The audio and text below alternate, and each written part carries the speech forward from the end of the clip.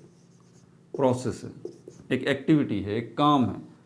और इसमें होता क्या है, calcium builds up in body tissue, calcium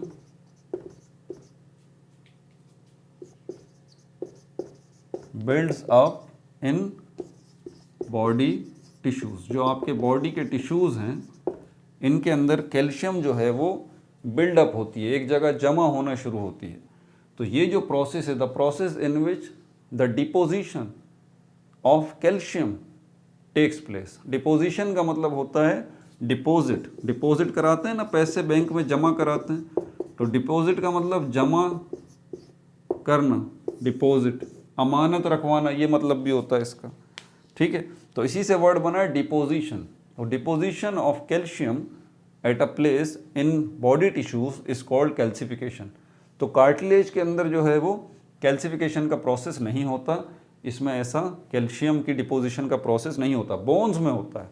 याद है ना, बोन्स की मजबूती के लिए एड्स वगैरह में भी आपने देखा होगा कैल्शियम भाई बहुत ज़्यादा ज़रूरी है, हड्डियाँ मजबूत होती हैं इससे।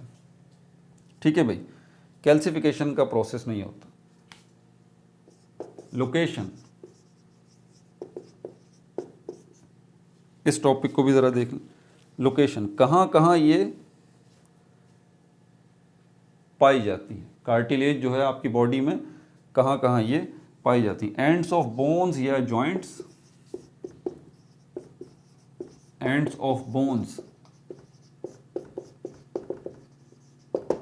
आपकी हड्डियों के जो जोड़ हैं, जॉइंट्स हैं, ये वहाँ पर कार्टिलेज मौजूद होती है। हड्डियों के किनारों पर ये कार्टिलेज मौजूद होती है। ठीक है भाई,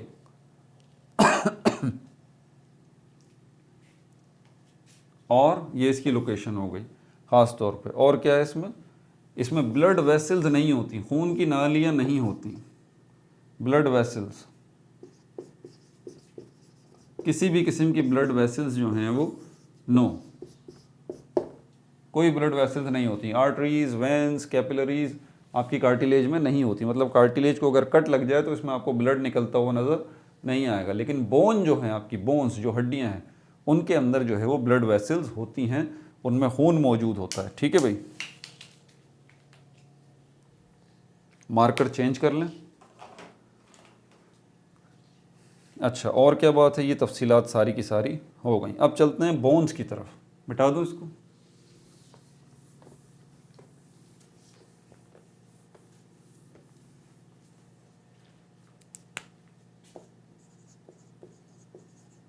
बोन्स, दूसरा सेकंड टाइप ऑफ स्केलेटन। ठीक है भाई, क्या है ये type of skeleton which is harder? आसान सी बात है, type of skeleton which is harder, जो कि सख्त है, विच इज़ हार्डर, जो कि सख्त है। ये कौन से सेल्स से मिलके बनता है? इनको हम कहते हैं ऑस्टियोसाइट्स, ऑस्टियोसाइट्स। ठीक है भाई, और क्या इन्फॉर्मेशन है? सेल्स का लेआउट सेम है, सेल्स लेआउट हमने कार्टिलेज का जो है वो डिस्कस किया कि उसके अंदर सेल्स का लेआउट कैसा है। ठीक है भाई, यहाँ पर भी कोलेजन मौजूद है, वही सेम सिस्टम है।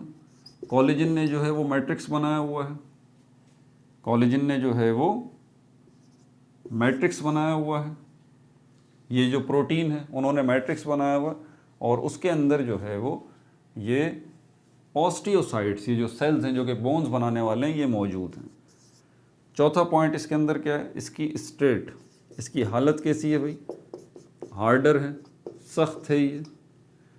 ठीक है, रीज़न इसका क्यों सख्त है, अगर कोई आपसे पूछ ले कि भाईजान ये बोन्स जो हैं ये सख्त क्यों हैं और कार्टिलेज जो हैं ये सॉफ्ट क्यों हैं, उसका रीज़न है कैल्सिफिकेशन, जो कि मैं आपको पहले ही बता चुका हूँ।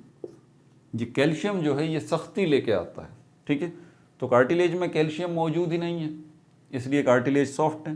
हड्डियों में कैल्शियम मौजूद है, कैल्सिफिकेशन का प्रोसेस होता है, इसलिए हड्डियाँ हार्ड हैं। कैल्सिफिकेशन, ये इसका रीज़न है। ठीक है भाई। अच्छा,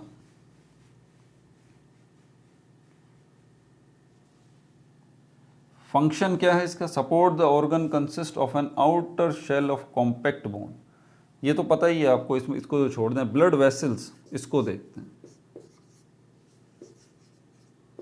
ब्लड वेसल्स, क्या खून की नालियां मौजूद हैं इसके अंदर? बिल्कुल मौजूद हैं।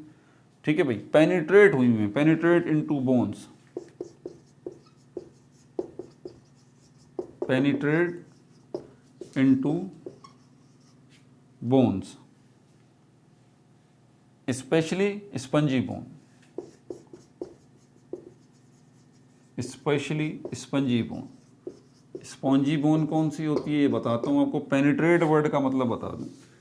पेनिट्रेट का मतलब होता है बगैर सुराख किए किसी का दूसरे जिस्म में घुस जाना, बगैर सुराख किए, without hole, without making hole entry. आप किसी बॉडी के अंदर इस तरह से दाखिल हो जाएं कि उसमें होल ही ना हो। बिल्कुल भाई, ये पॉसिबल है। एक्सरेज होती हैं, हमारी बॉडी से गुजर जाती हैं, कोई होल होता है? होल नहीं होता। ठीक है, तो गुजर भी जाती हैं और होल भी नहीं होता। आप कहें सर ये कैसे मुमकिन है? भाई मुमकिन है। आप ये कह सकते हैं सर होल तो होगा, लेकिन इतना बारीक होगा, इतना छोटा सा होल होगा कि वो नेग्लिजिबल है, उसको नेग्लेक्ट ही कर दें आप। समझ आ गई बात? तो इसके लिए वर्ड इस्तेमाल किया जाता है पेनिट्रेट। तो ये ब्लड वेसल्स जो हैं इस तरह से हड्डियों के अंदर घुसी हुई होती हैं कि बज़ाहिर ऐसा लगता है कि जैसे कोई होल हुआ हुआ ही नहीं है। अब होल नहीं हुआ हुआ होगा तो इतनी आसानी से आप ब्लड वेसल्स को डिटेक्ट भी नहीं कर सकते बोन्स के अंदर। ख़ास तौर पे किन के अंदर ये नज़र आती हैं आपको? Spongy bones. स्पंजी बोन्स कौन कौन सी होती हैं? पोरस टाइप ऑफ बोन है ये, पोरस टाइप ऑफ बोन। आपकी बोन्स में कुछ बोन्स ऐसी भी होती हैं जिनमें पोर्स होते हैं, सुराख होते हैं, होल्स होते हैं, बड़ी सॉफ्ट, ऊपर से सख्त होती हैं लेकिन अंदर से जो है वो सॉफ्ट होती हैं। उनको पोरस बोन्स कहा जाता है। स्पंजी बोन उनका एक्चुअल नाम। ठीक है भाई। अब ज़रा फंक्शंस ऑफ स्केलेटन की तरफ चल जाते हैं। दो किस्म के फंक्शंस जैसे कि हमने देखे थे। Skeleton provides support and movement, इसको मिटाऊं।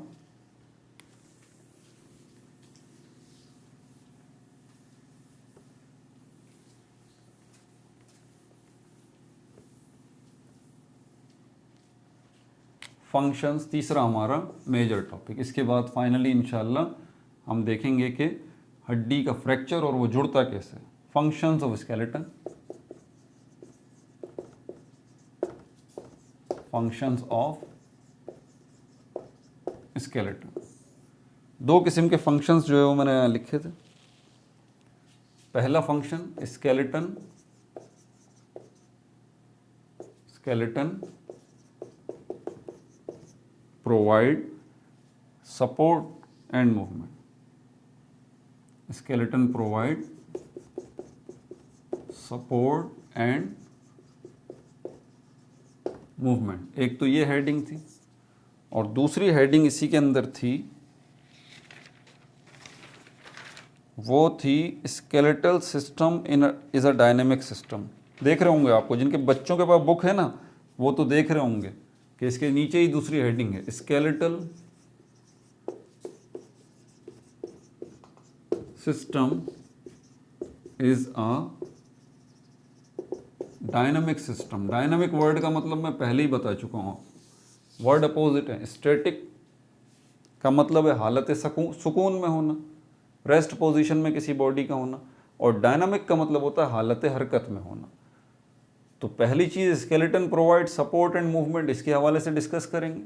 और दूसरा skeletal system is a dynamic system, कि स्केलेटल सिस्टम जो है वो एक डायनामिक सिस्टम है। मतलब ये जो बोन्स और कार्टिलेज हैं इनमें ये हालत हरकत में भी हैं, ये हरकत में है। आप बोलेंगे हड्डियाँ हमारी हरकत में हैं, कहाँ हरकत में है भाई, कहाँ डायनामिक है? इसको तो हम डिस्कस करेंगे। पहला ये टॉपिक देख लें, skeleton provide support and movement. इसके जो चीदा पॉइंट्स हैं उसको डिस्कस कर लेते हैं, नोट्स बनाते जाएं साथ साथ, और थके नहीं आप। देखें, थक गए तो फिर डॉक्टर कैसे बनेंगे? ठीक है। पहला पॉइंट इसका सपोर्ट के हवाले से, सपोर्ट। सपोर्ट किस चीज़ को दे रहा है?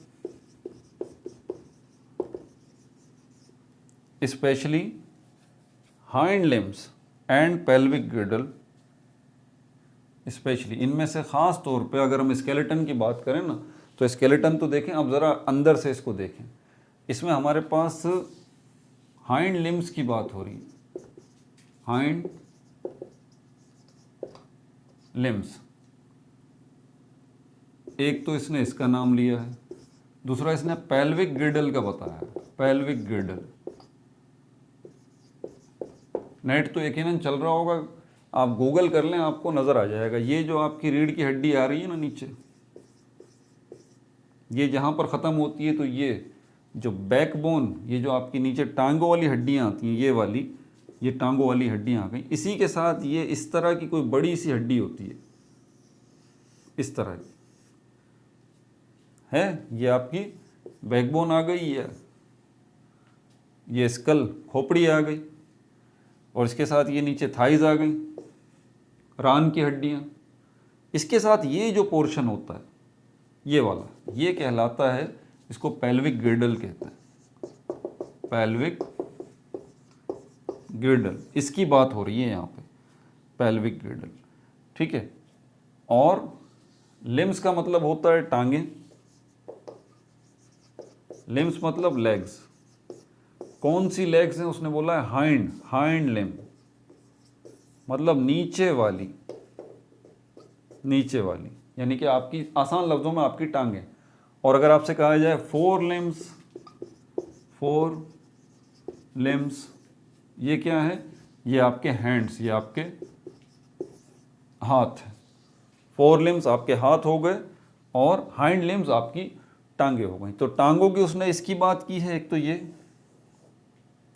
नीचे जितनी भी हड्डियां हैं, आपकी रान की हड्डी, ठीक है, आपकी टखने की हड्डी, और जो है वो आपकी क्या है, यहाँ पर पूरा नीचे वाला जो आपका सिस्टम है, जिसमें थाइस की हड्डियाँ आ जाती हैं, और जो है टखने की हड्डी आ जाती है, और क्या है, आपके पैरों की हड्डियाँ आ जाती हैं, और ये क्या कहते हैं इसको, घुटने की हड्डी आ जाती है, घुटना जिसको कहते हैं, ये सब कुछ। और इसमें ये पेल्विक गिर्डल। तो बोल रहा है पेल्विक गिर्डल और ये लिम्स जो हैं, अब लिम्ब का मतलब समझ जाइएगा कि सारी चीज़ें आ गई इसमें। हाइंड लिम्स, एक ये और दूसरा ये हाइंड लिम्स, ये दोनों के दोनों किसको सपोर्ट देते हैं? ये इसको देते हैं, वर्टिब्रल कॉलम को, वर्टिब्रल कॉलम, जिसको रीढ़ की हड्डी कहते हैं। अब ज़रा यहाँ फ़र्क रखिएगा, ये जो आपको गोल गोल नज़र आ रही हैं, ये हड्डियाँ हैं, सर्कुलर रिंग्स हैं हड्डियों के, ठीक है। तो इस पूरे को वर्टिब्रल कॉलम कहा जाता है, या इसको स्पाइनल कॉलम भी कहते हैं। तो परेशान मत होइएगा अगर वो आपसे बोले कि वर्टिब्रल कॉलम या स्पाइनल कॉलम, तो समझ जाएं ये बैकबोन जो आपकी रीढ़ की हड्डी है, ठीक है। इसको बैकबोन भी कहा जाता है, वर्टिब्रल कॉलम, स्पाइनल कॉलम, या फिर बैकबोन, तीसरा नाम भी आ गया। चौथा नाम भी सुन लीजिए, इसको स्पाइन भी कहा जाता है, SPIN, स्पाइन। तो स्पाइन कह लें, या वर्टिब्रल कॉलम कह लें, स्पाइनल कॉलम कह लें, या बैकबोन कह लें। इस बैकबोन के ऊपर आपका ये जो ऊपर का सर और ये धड़ जो है, आपके हाथ और ये जो सीना वीना वगैरह, ये सब कुछ, ठीक है, पेट से लेके ऊपर सर तक का ये जो सारा मामला है आपका, इसको सपोर्ट किससे मिलती है? इससे मिलती है, ज़रा समझिएगा, ठीक है। इससे मिलती है, वर्टिब्रल कॉलम या बैकबोन से, या स्पाइनल कॉलम, या फिर स्पाइन से। और इसको सपोर्ट किससे मिलती है? पेल्विक गिर्डल से और हाइंड लिम्स से। समझ में आ गई बात? तो हाइंड लिम्स और पेल्विक गिर्डल नहीं होते तो फिर ये वर्टिब्रल कॉलम को सपोर्ट कौन देता? भाई वर्टिब्रल कॉलम नहीं होता तो आपकी ऊपर की बॉडी को ये जो बैंड हो जाती है, हरकत करती है, ये कैसे होती है? तो इसीलिए वो बता रहा है कि स्केलेटन में सपोर्ट स्पेशली हाइंड लिम्स और पेल्विक गिर्डल जो है ये सपोर्ट देते हैं। किसको देते हैं? वर्टिब्रल कॉलम को। और वो किसको सपोर्ट देता है? आपकी ऊपर वाली बॉडी को। मिटा दूँ इसको? ये तफसीलात इसने लिखी है। और इनकी मदद से आप दो पैरों पे चलने वाले जानवर कहलाते हैं। आपको पता है बायोलॉजी की ज़बान में आपको होमोसेपियंस भी कहा जाता है इंसानों को, और एक और नाम भी दिया जाता है, 2 पैरों पे चलने वाले, इसको कहा जाता है बायोलॉजी की ज़बान में बायपेडल एनिमल्स, बायपेडल एनिमल। तो ये जो आप भी बायपेडल एनिमल कहलाते हैं, 2 पैरों वाले, बाय मतलब 2, पैडल मतलब पैर। तो ये जो आप बायपेडल एनिमल हैं उसकी बुनियादी वजह आपके हाइंड लिम्स और पेल्विक गिर्डल की मौजूदगी है। और वो दूसरे जानवर जितने जो बायपेडल हैं उसमें जो है वो क्या है, उसकी वजह यही है। ठीक है भाई, हाइंड लिम्स और पेल्विक गिर्डल। ठीक है, ये भी हो गया। हाँ, काफ़ी सारी चीज़ें जो है मैंने आपको बता दी। अच्छा, बायपेडल, इसके अलावा स्टैंड स्ट्रेट, स्टैंड स्ट्रेट, ये जो आप सीधे खड़े हो सकते हैं। ठीक है, स्टैंड स्ट्रेट, ये जो आप सीधे खड़े हो सकते हैं, उसकी वजह क्या है? उसकी वजह भी यही हाइंड लिम्स और पेल्विक गिर्डल है। और इन दोनों की सपोर्ट किसको मिल रही है? वर्टिब्रल कॉलम या स्पाइनल कॉलम को। ये जो मैंने आपको हड्डियां बताई थी, ये गोल गोल रिंग्स वाली हड्डियां जो हैं, ये कंफ्यूज मत होइएगा, इनको इंडिविजुअली वर्टिब्री कहा जाता है। बच्चे जो ना वो नाम उलट पुलट कर देते हैं। वर्टिब्री समझ जाइएगा, वर्टिब्री का मतलब ये इंडिविजुअल बोन्स जो हैं गोल गोल, जो आपकी बैकबोन बना रही हैं, इनको कहा जाता है वर्टिब्री। ठीक है, ये प्लूरल है, और वर्टिब्रल इसी से सिंगुलर वर्ड बनता है। बहरहाल वर्टिब्री किनको कहा जाता है? इन बोन्स को, ये जो रिंग्स की शेप की बोन्स हैं, इनकी तादाद कितनी है? ये 33 हैं टोटल आपकी बैकबोन में। ये पता होना चाहिए, जो पूरा आपका 33 बोन्स क्या बना रही हैं? स्पाइनल कॉलम बना रही हैं। ठीक है भाई। अच्छा, और क्या इन्फॉर्मेशन है इसके अलावा? अब इसी स्केलेटन सिस्टम के अंदर जो सपोर्ट एंड मूवमेंट दे रहा है, हड्डियों की तो बात हो गई, जो इसमें आपकी बुक में इन्फॉर्मेशन थी, मिटा दूं इसको। अब कार्टिलेज का भी ज़रा देख लेते हैं थोड़ा सा किरदार।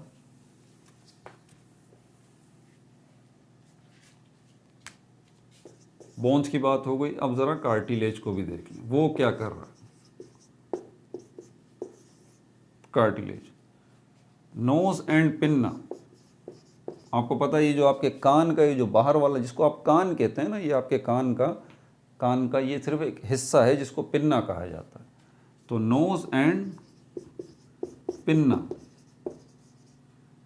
नोज की ये जो शक्ल है ना, ये जो आपको ऐसी शक्ल नोज की नज़र आ रही है, और कान की ये जो शक्ल आपको ऐसी नज़र आ रही है, कान की अगर ऐसी शक्ल ना होती, जिसको हम पिन्ना कहते हैं, तो साउंड वेव्स जो हैं वो गाइड ना हो सकती। खैर, ये तो मैंने तफसील बताई है इसके ऊपर, जो बच्चे सारी वीडियोस देखते हुए आ रहे हैं उन्हें पता है, ईयर के ऊपर, कान के ऊपर पूरी डिटेल मैंने बताई है।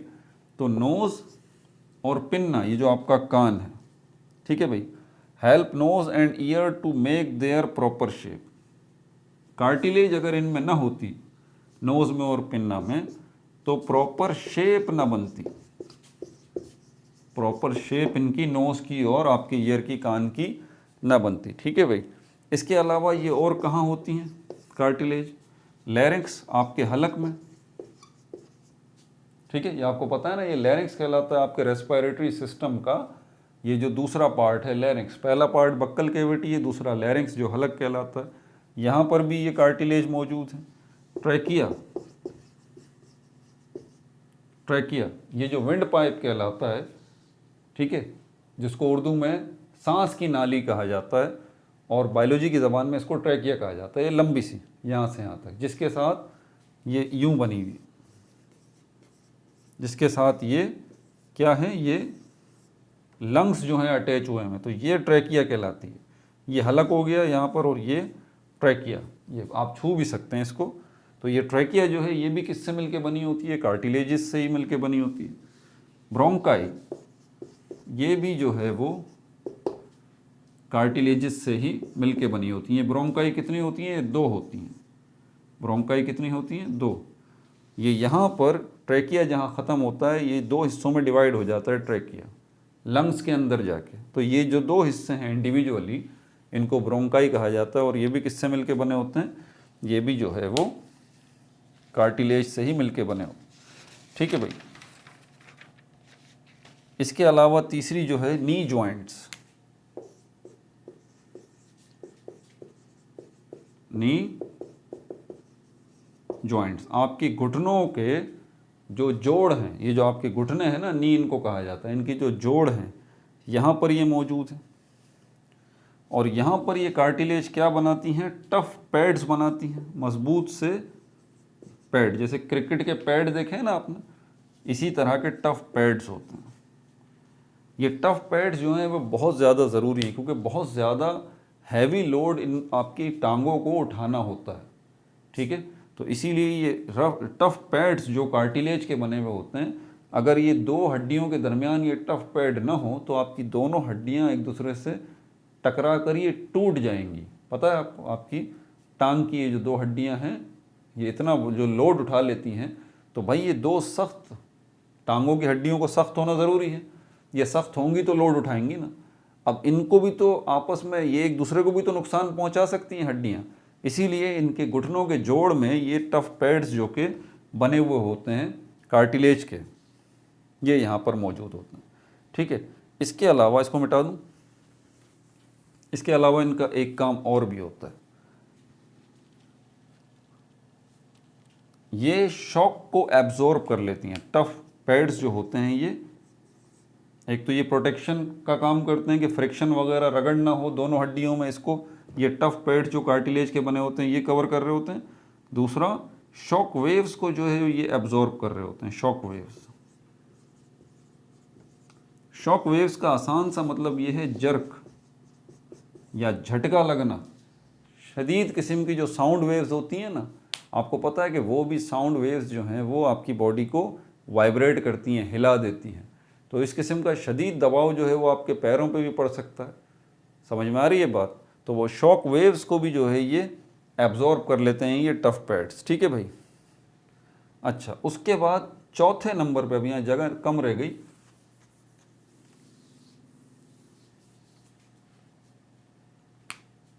चौथे नंबर पे हमारे पास जो है वो कौन सी जगह है जहां पर ये कार्टिलेजेस काम कर रही है, इंटरवर्टिब्रल डिस्क।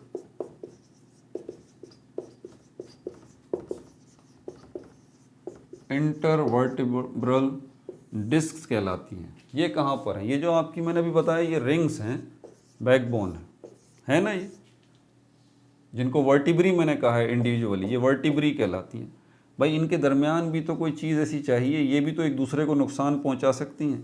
तो यहाँ पर भी एक डिस्क मौजूद होती है जो कार्टिलेज की बनी हुई होती है, जो दो वर्टिब्री को आपस में टकराने नहीं देती, वरना ये एक दूसरे से टकरा के एक दूसरे को ख़त्म कर दें। इन डिस्क को कहा जाता है इंटरवर्टिब्रल डिस्क। और ये भी किससे मिलके बनी होती हैं? ये भी जो है वो इसी से मिलके बनी होती हैं। किससे? कार्टिलेज से। मिटा दूं इसको।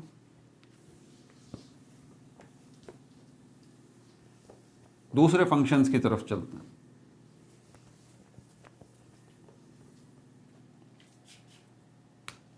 Skeletal system is a dynamic system.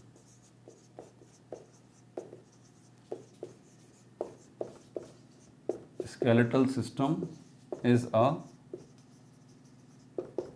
dynamic system. हालत हरकत में है आपका स्केलेटल सिस्टम। अब ये इंटरेस्टिंग बात है कि ये हालत हरकत में कैसे है भाई, इसको देखते हैं। मीन्स इसका क्या है, क्या मतलब है, क्यों डायनामिक में है? इसका मतलब ये कि made up of living tissues. पहली बात ये, made up of living tissues, ठीक है। दूसरी बात इसमें कह रहा है कैपेबल ऑफ क्विक ग्रोथ, इसीलिए इसको कहा जाता है कैपेबल ऑफ क्विक ग्रोथ। आपकी हड्डियां जो हैं वो क्विकली ग्रो करती हैं, इसीलिए अब हड्डियां जब क्विकली आपकी ग्रो करेंगी तो ऑब्वियस सी बात है ये ग्रोइंग, क्या ग्रो का जो प्रोसेस है, क्या ये हरकत का प्रोसेस नहीं है? प्लांट्स जो ग्रो करते हैं तो क्या वो बगैर हरकत किए ग्रो कर लेते हैं? हरकत तो है ना भाई, डायनामिक तो है। तो आपकी बोन्स अगर सेल्स से मिलके बनी हैं और सेल्स जो हैं वो ग्रो भी करेंगे, बड़े भी होंगे, रिप्रोड्यूस भी होंगे, डिवाइड भी होंगे, तो डेफिनेटली हम इसको डायनामिक कहेंगे इस पॉइंट ऑफ व्यू से। ये है इसका मतलब। दोनों मैंने मतलब बता दिए। आपसे कोई पूछता है भाई डायनामिक क्यों क्यों किस सेंस में कह रहे हो, तो आप बता दें भाई इसलिए क्योंकि लिविंग टिश्यूज से मिलके बने हैं ये। और दूसरी बात, इनके अंदर ग्रोथ का काम भी होता है, ये ग्रो भी करते हैं। कैसे करते हैं इसकी डिटेल्स देखते हैं।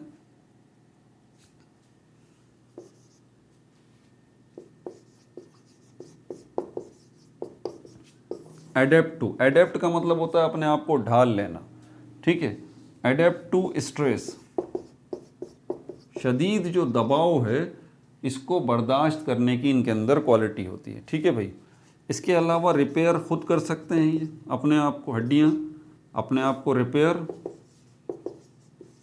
इटसेल्फ, खुद अपने आप को जो है वो रिपेयर कर सकती हैं आफ्टर डैमेज या इंजरी, आफ्टर डैमेज या इंजरी, ठीक है। इसमें एक प्रोसेस होता है, ये तीसरा पॉइंट हो गया। चौथा पॉइंट रीमॉडलिंग का, इसको ज़रा ध्यान से सुनिएगा।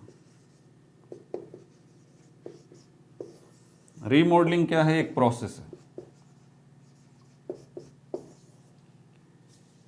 इस प्रोसेस के अंदर क्या होता है पहले सुन लीजिए। सालाना लेवल के ऊपर, एनुअली क्या होता है कि हर साल एनुअली आपके बॉडी के ये जो बोन्स हैं, हड्डियां हैं, ये 5 से 10% इसके जो सेल्स हैं उनका इंतकाल हो जाता है, उनकी डेथ हो जाती है। कितने? 5 to 10% आपके बोन्स के जो सेल हैं, 5 to 10% आपकी बोन्स के जो सेल्स हैं वो क्या होते हैं, उनकी डेथ हो जाती है। तो उनकी डेथ होने के बाद न्यू सेल्स जो हैं वो अपीयर होते हैं। तो उस प्रोसेस को रीमॉडलिंग कहा जाता है, जिसमें सेल्स जो हैं वो क्या होते हैं, इनकी डिस्ट्रक्शन होती है, ठीक है भाई। तो ये सेल्स जो हैं वो डिसॉल्व होते हैं, यानी कि ख़त्म हो जाते हैं, एंड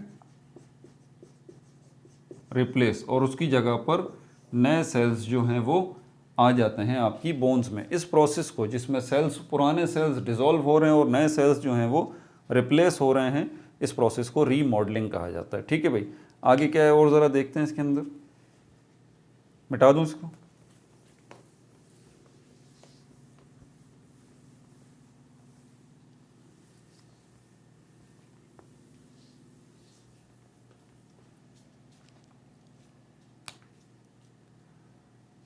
अच्छा, और उसके बाद ग्रोइंग एज जब आती है, इसके अंदर 5वां पॉइंट,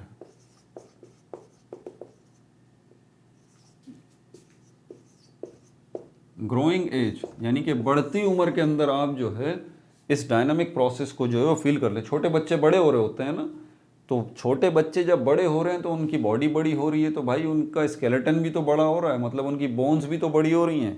तो यहाँ पर भी जो है वो क्या हो रहा है, एनलार्ज, साइज बढ़ रहा है बोन्स का। Enlarge with growth of our body, enlarge with growth of our body, ठीक हो गया भाई। अच्छा, रीमॉडलिंग सिस्टम, क्योंकि इसके हवाले से हो सकता है आपके पास छोटी सी डेफिनेशन आ जाए।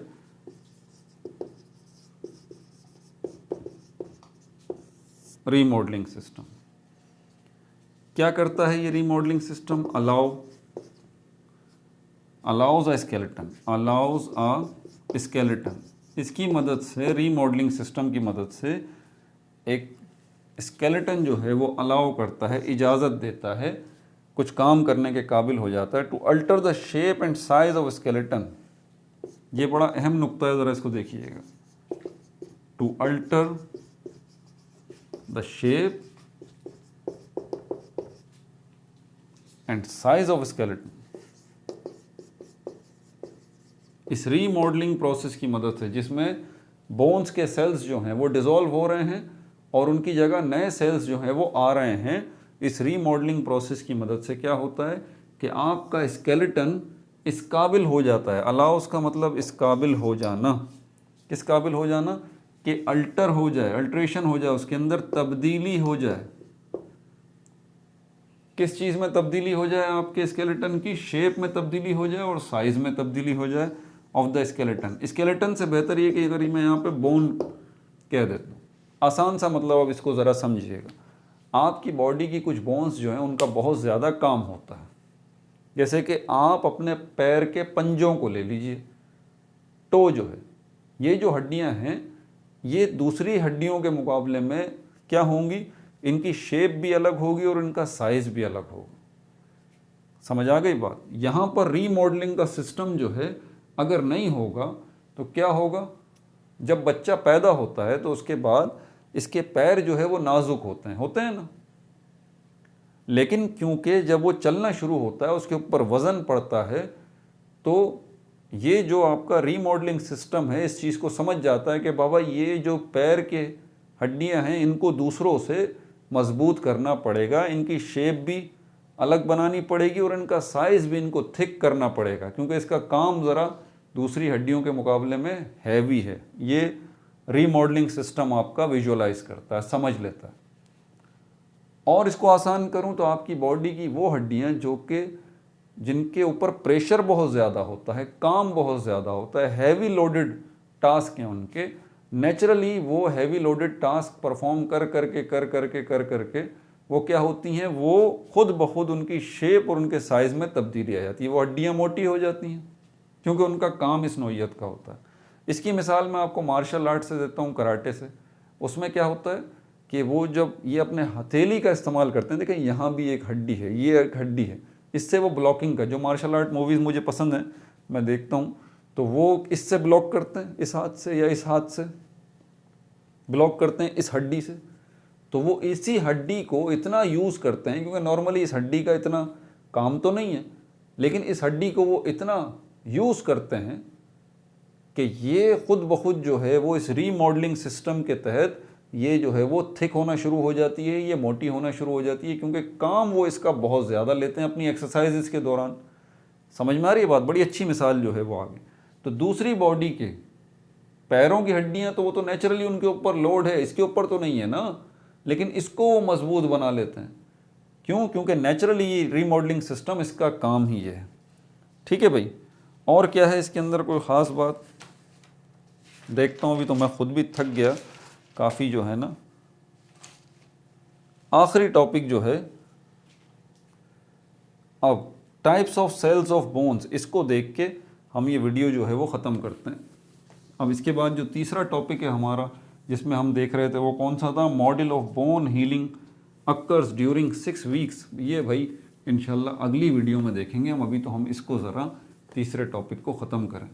और ये मैं इसको छोड़ नहीं सकता, हालांकि थक गया हूँ। 7वां पॉइंट है, लेकिन इसको डिस्कस करना जो है वो बहुत ज़्यादा ज़रूरी है। Types of cells of bones, इसको ज़रा समझ लो, ये बहुत ज़रूरी है। 3 टाइप्स हैं, 3 टाइप्स हैं। इनके नाम क्या क्या हैं ज़रा समझ लें और तवज्जो से, क्योंकि ये आपको समझना ज़रूरी है। अगला टॉपिक वरना बोन फ्रैक्चर वाला जो है ना वो समझ में नहीं आएगा। ऑस्टियोब्लास्ट एक टाइप ये है, दूसरी टाइप जो है वो ऑस्टियोसाइट है,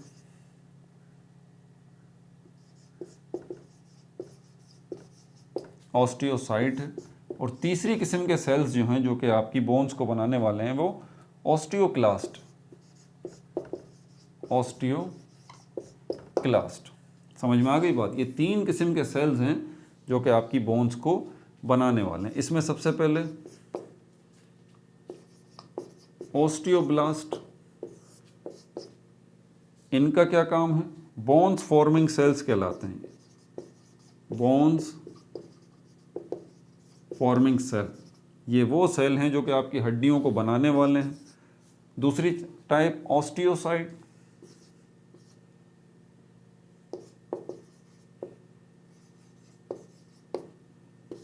ऑस्टियोसाइट ये क्या है? मैच्योर बोन सेल्स हैं, जैसे कि मेरे हैं, आपके हैं। यानी कि सेल्स का एक साइज होता है ना, एक हद तक वो बढ़ते हैं उसके बाद रुक जाते हैं। मैच्योर बोन सेल्स हैं। ठीक है भाई। और तीसरी जो हमारे पास कैटेगरी है ऑस्टियोक्लास्ट,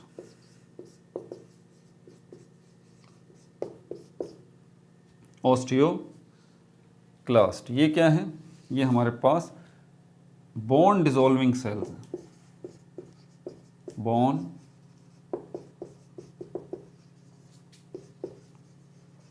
डिज़ोल्विंग सेल्स।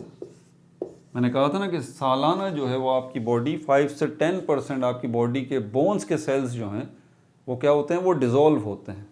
ठीक है, तो आपकी बोन्स के अंदर जो सेल्स डिज़ोल्व होते हैं उनको कौन से सेल्स डिज़ोल्व करते हैं, ये ऑस्टियोक्लास्ट वाले सेल्स जो हैं, इनका काम ही ये है कि आपकी बॉडी के बोन्स को जो है वो 5 से 10% जो है वो डिज़ोल्व करके उनकी जगह पर रिप्लेस करेंगे। तो फिर ये वाले पहले वाले जो है अपना काम करेंगे, क्योंकि इनका काम क्या है, बोन्स फॉर्मिंग सेल्स, ये आपके सेल्स को बनाने वाले हैं। अपना बहुत ज़्यादा ख्याल रखिएगा। एक टॉपिक रह गया, लेकिन उसको हम अगली वीडियो में देखेंगे। अभी मुझे पता भी नहीं है कि वीडियो की लेंथ कितनी हो गई है, लेकिन काफ़ी टॉपिक्स जो हैं इस वीडियो के अंदर कवर हो गए हैं। अपना बहुत ज़्यादा ख्याल रखिएगा। No like no subscribe, only share.